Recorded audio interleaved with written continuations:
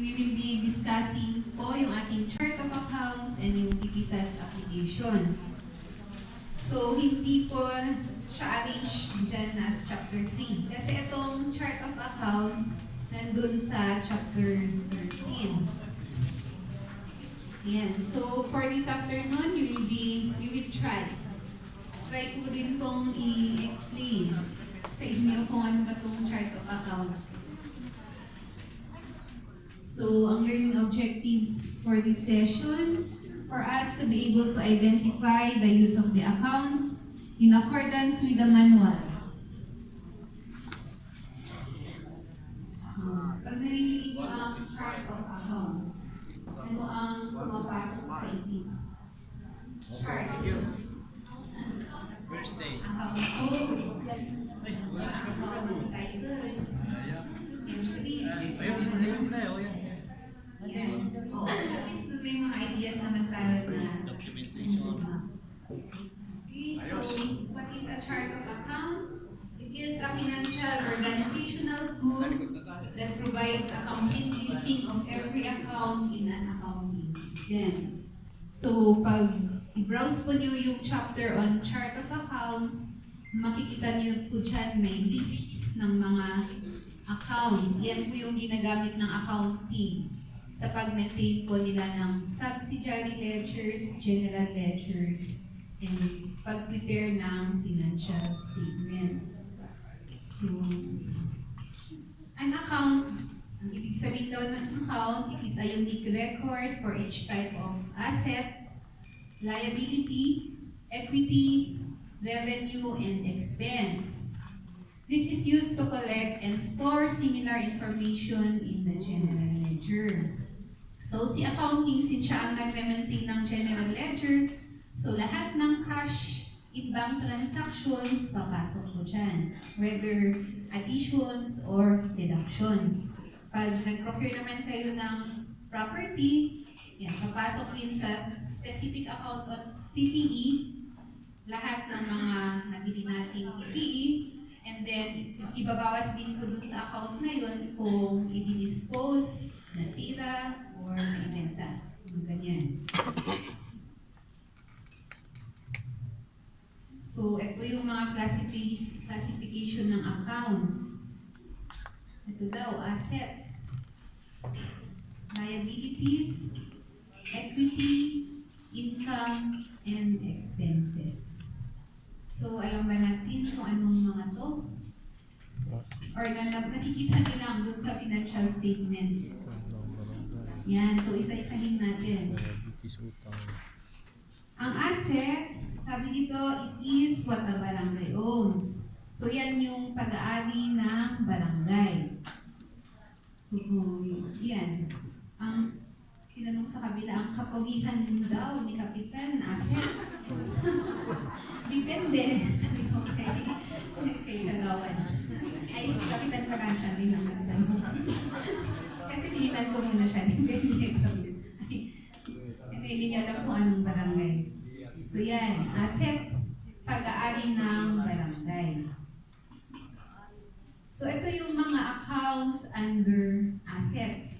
So, yung mga hindi po hindi makita dito sa screen, dyan lang sa chapter 13.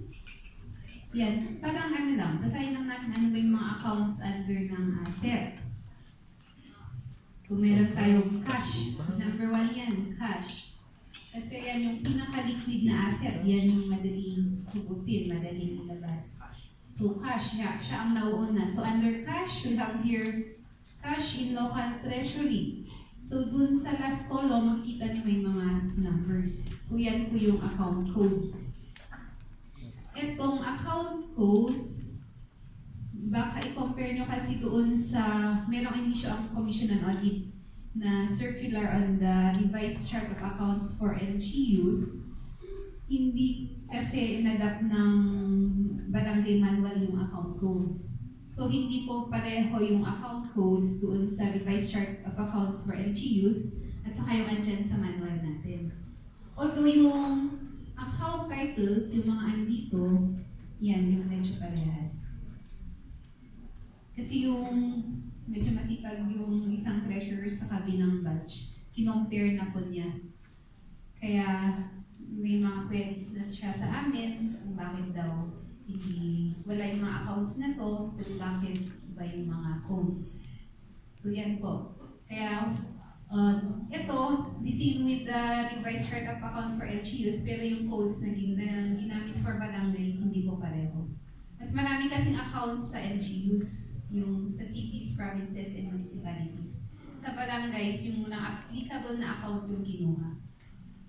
Tapos yung paglagay nila ng code or pag-assign nila ng code, yung yung first, yan po yung account category niya. Kung asset siya, number 1. So kung liability, number 2. Equity, number 3. Income, number 4. And expense, number 5. So kung ang nakita niyo lang sa accounting ay number 1, yung start, alam niyo kaagad na asset na account yung tinutukoy nun. Okay, so yung 01, yan po yung sequence niya doon sa listing. So yung cash is first doon sa under assets, so 01 po siya. And then yung sub-accounts, 01. And then yung sa last column, sila na po nung nag-assign sa aming central office. So we have here under cash on hand, cash in local treasury. So anong account yung hindi nyo nakikita dyan? Yung alam nyo noon. Under cash on hand. Anong tawag ni accounting noon? Yung sa ano nyo? Petty cash. Cash on hand nyo. Petty cash. Yung, pag binabasa nyo yung financial statements, cash in vault. Cash in vault kasi noon ang tawag dyan sa ano nyo, yung hawak nyo, yung cash on hand nyo. Ngayon, cash in local treasury na siya.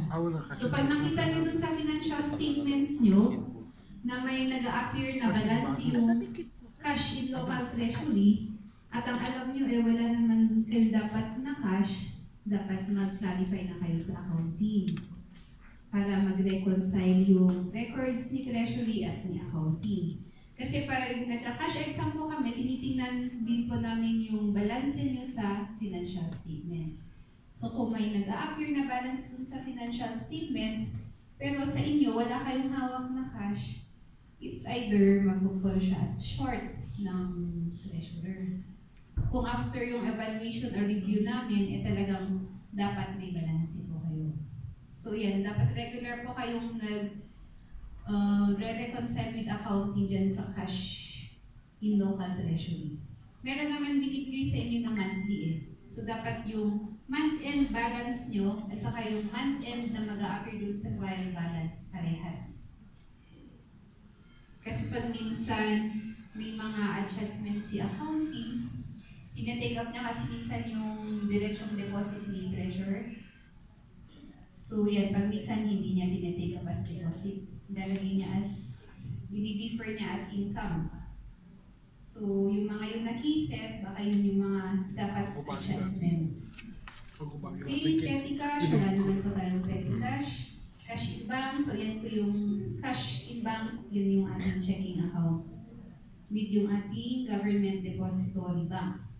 So another example, we have your investments, investment in time deposits. Parang wala yata sa inyong may time deposit. Walang mga extra cash. Ewan ko lang with Irisan, kaya bang yung kasi na-audit yung hindi akong naghawak kay Irisan, although under sa amin. Siya kasi medyo malaki ang IRA, ang pinakamalaking IRA, and malaking revenue collection. Kaya baka siya, meron siyang excess funds na nakatagin. Receivable, so we have here accounts receivable. Yan yung mga kailangan natin singilin, yung mga nakautang sa barangay. Yan yun, papasok sa accounts receivable. Interagency receivables due from LGUs, yan yung mga under niyan. Advances for payroll. Yan po yung cash advance ni treasurer on yung sa salaries and honorarium ng barangay officials. So dito siya papasok sa advances for payroll.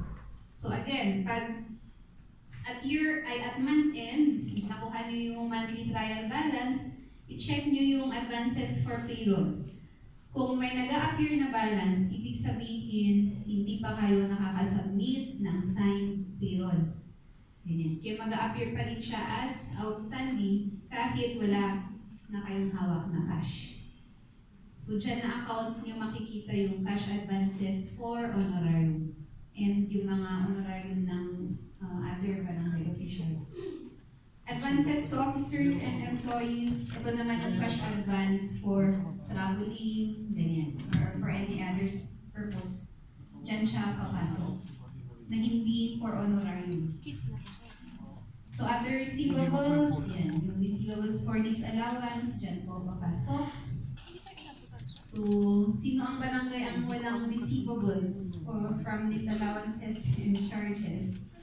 Meron, marami din naman mga barangays na walang balance dyan. So yan, yung due from officers and employees. Yan, yung pwedeng pumasok dito sa due from officers and employees is kung in case na sobra po yung binigay yung honorarium dun sa barangay officials, dyan po papasok. Parang sisingilin mo siya later on, pero iti-take up niya accounting as receivables niya. So, due from NGOs, other receivables. So, marami yan.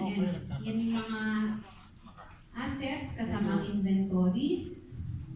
Wala tayong masyado dyan. Merchandise inventory.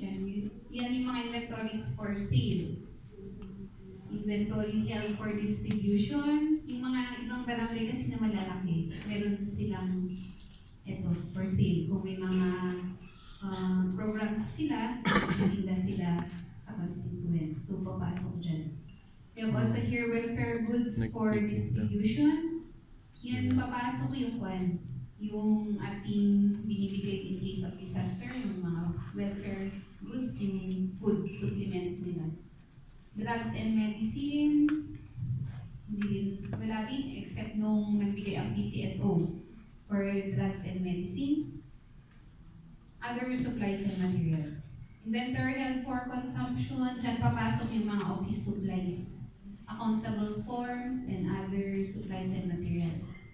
Resolve payments, advances to contractors, wala sa barangay nito kasi lalo sa atin kasi maliliit. Maliliit yung mga projects sa barangay, kaya hindi pa tayo nagbibigay ng advances sa contractors. And then we have here investment property. So sabi ko kanina, pag pinaparent yung building or yung land, sa investment property siya ibubuka. Pag hindi naman siya for rent, pag ginagamit siya for operation and for administrative purposes, papasok siya as property, plant, and equipment. So andyan may land ka rin, may buildings, and yung machinery and other PPE, dito na po siya papasok. And we have here yung bago, yung biological asset. So yun po yung mga asset accounts. Ano naman ang liabilities?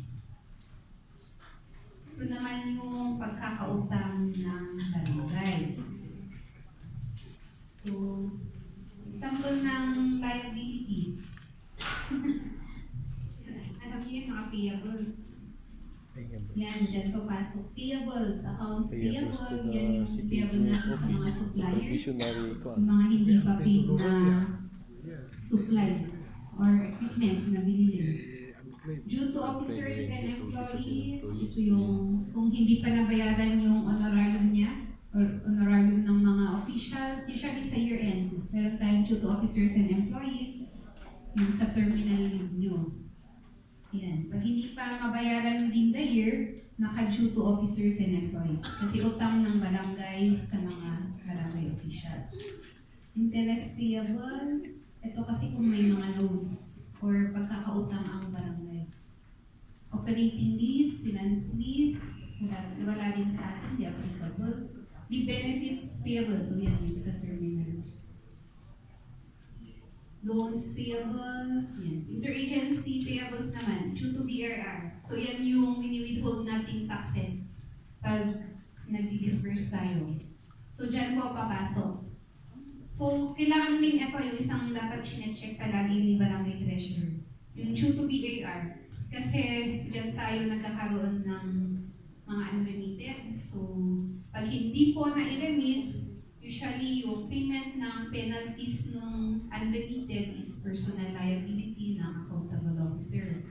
So, usually si Barangay Treasurer kasi siya po ang authorized to withhold yung taxes. So, siya din yung dapat mag-remit. Kung may mag-appear dyan na balance at hindi na i-remit, mag-i-incur na po yan ng surcharges. So, kung nag-remit kayo, magugulatan na kayo may surcharge. Hindi pwede i-charge yung surcharges and penalties sa barangay. Pag dating sa audit at nakita may charges, i-disallow ka agad yan. Ay, tapos nag-announce si Miss Fort del Pilar, siya yung president ng Treasurers, na may tax amnesty, so mag-attend daw kayo. I-announce ko na dito kasi wala siya. Mag-attend daw kayo kasi forum yun, no? Oo. So para ma-discuss yung possible na compromise, lalo yung mga naipon. Yung marami pa kasi sa inyo na maraming unlimited na taxes withheld. Yun yung palaging AOM nyo pagdating sa year-end. Kaya ang problema dyan is yung kung sino yung mag-holder ng penalty.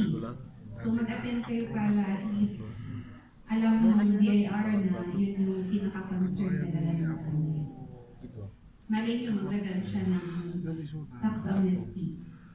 Okay, due to GSIS, wala yata sa inyo. Pag-ibig, due to pag-ibig. Yan yung wini-withhold. Wala sa inyo, no? Pag-ibig PhilHealth. Yan. Usually yan yung wini-withhold na employee share. Employer-employee share. Tapos yan yung ililimit ng agency sa mga government entities na yan.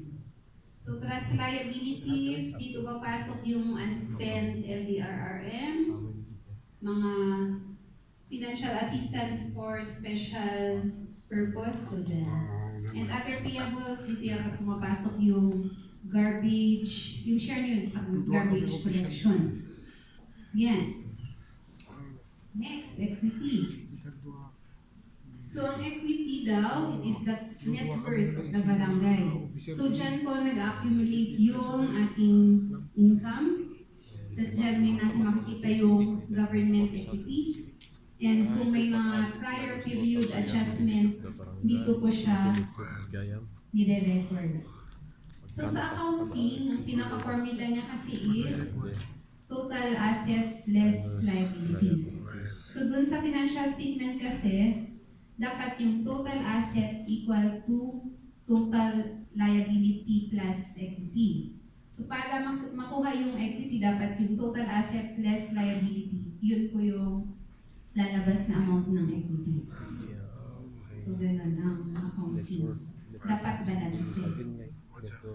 And ito yung mga sample accounts for equity. We have your government equity, prior year's adjustment, revenue and expense summary, and operating list payable. Yung revenue and expense summary, yan yung net income. From yung dating income statement, pinapasok ko dyan sa government equity. Kasi naiipon ko yung ating capital. Okay, so next. Income. Dapat alam na kasi ginagamit niyo naman yan sa pag-prepare ng inyong annual budget. Di ba we have yung portion ng estimated income. So yun lang din yun. Yung kung ano yung andyan sa income, yun yung na-applicable sa inyo, yun din yung mga accounts under income. So we have there your tax revenues, service and business revenues. So yan, wala po tayong RPT, city po yan. Business tax, sa city din. Yung share on sand and gravel, usually sa baba. Wala rin sa atin. Fees and charges on commercial breeding. Wala rin tayong cockpits. Or baka may nakatago dyan somewhere sa mga barangay niyo. Cockpits. Sabungan. And then, place fees on places of recreation and with charge admissions. Meron kasi sa mga ibang malalaking barangays. Charges on billboards. Sa city yata pumapasok lahat, no?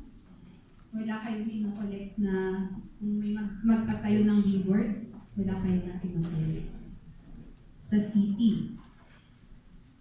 Kasi yan yung pinaka source ng income ng barangay. Share from IRA, Internal Revenue Collections. Diyan papasok. And then we have here subsidy or assistance. We have here subsidy from the national government. Subsidy from other local government units. So ito yung nare-receive natin sa city na minimum na 1,000. Transfer of unspent previous years LRMF. Then we have here shares and grants and donations.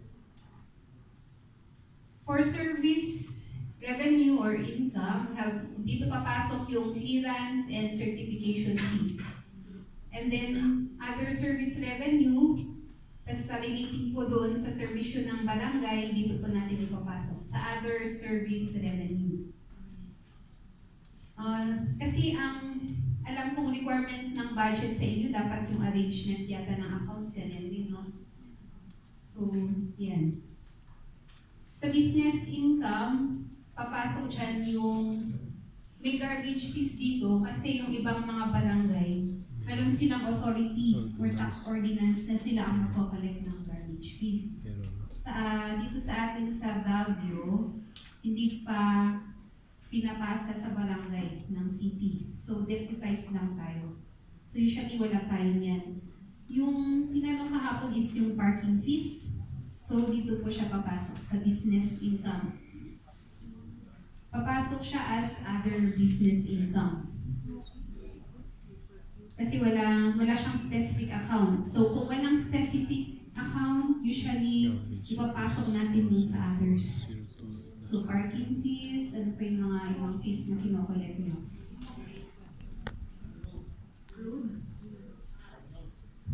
Yun. Basta kung may mga other fees na kinokollect ang barangay, na hindi dahil kayo ang nag-serve, dito siya sa business. Dahil parang gain nyo dito sa business. Pag yung mga services nyo, dito siya. Sa other service income siya papasok. So gains, pag nagbenta po tayo ng mga unserviceable property at mas malaki yung benta natin doon sa net book value niya, magkakaroon siya ng gain. Yan. Wala pong miscellaneous income. So yun po, wala pa pong resolution ang central office namin kung isasama siya as additional account. Dahil may mga other income collections kayo na walang kapasukan kasi dyan, like interest income from your bank accounts, wala siyang papasukan. So, ang in-advise ko dun sa batch 2, dun sa inyong appropriation ordinance or sa annual budget, ilagay nyo pa rin yung interest income. Kahit wala pa po siyang account code. Baka may gumagawa na sa inyo ng budget kasi budget preparation na yun. So next, ating session is yung expenses. So yan, alam nyo rin yan. So under expenses, meron tayong classification. We have here your personnel services, maintenance and other operating expenses, financial expenses, and non-cash expenses. Kailangan pa bang i-explain yung PS? So yan, parang ma-familiarize lang natin kung anong accounts na andyan. So dyan papasok yung honoraria ng barangay officials. Pag nag-prepare kayo ng budget, salaries and wages ang gagamitin nyo.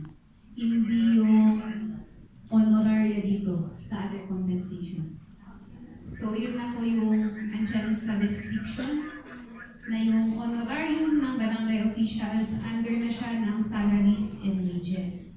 Ang explanation dyan sa amin noon is that yung equivalent kasi na yung DBM circular on the compensation of barangay officials, ginamit niya kasi na salary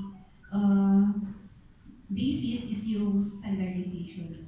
Kaya under siya ng salaries and wages. So yan yung isang pagbabago po.